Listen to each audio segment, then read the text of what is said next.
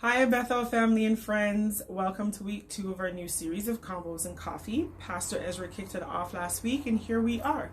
So we're going to start in on the topic of faith in action. And today we'll be looking at this question. What is the point of my current trial? Well, to answer that, I will read a portion of our scripture of study. It's taken from James 1, 2-11, and it reads, "Consider it nothing but joy, my brothers and sisters, whenever you fall into various trials. Be assured that the testing of your faith through experience produces endurance, leading to spiritual maturity and inner peace. And let endurance have its perfect result and do a thorough work so that you may be perfect and completely developed in your faith, lacking in nothing.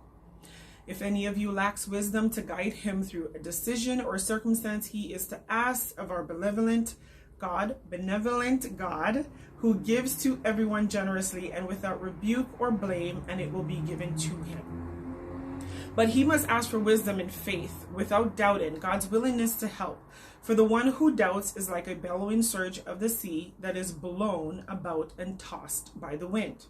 For such a person ought not to think or expect that he will receive anything at all from the Lord, being a double-minded man, unstable and restless in all his ways, in everything he thinks, feels, or decides. Let the brother in humble circumstances glory in his high position as a born-again believer, called to the true riches and to be an heir of God." Verse 10. "And the rich man is to glory in being humbled by trials, revealing human frailty, knowing true riches are found in the grace of God. For like the flower of the grass, he will pass away. For the sun rises and with a scorching wind and withers the grass. Its flower falls off and its beauty fades. So too will the rich man in the midst of his pursuits fade away." So if we are to pull from the scripture, we can say that the reason or reasons for going through our current trials are to produce endurance, spiritual maturity, inner peace, deeper faith, wisdom, and to qualify in our hearts and minds who God is to us. For verse 8 says we can be double-minded in our beliefs. Verse 10 highlights for us humility and perspective, that we have by sheer grace that God gives, that our pursuit of things can fade. So what is the point of my current trial?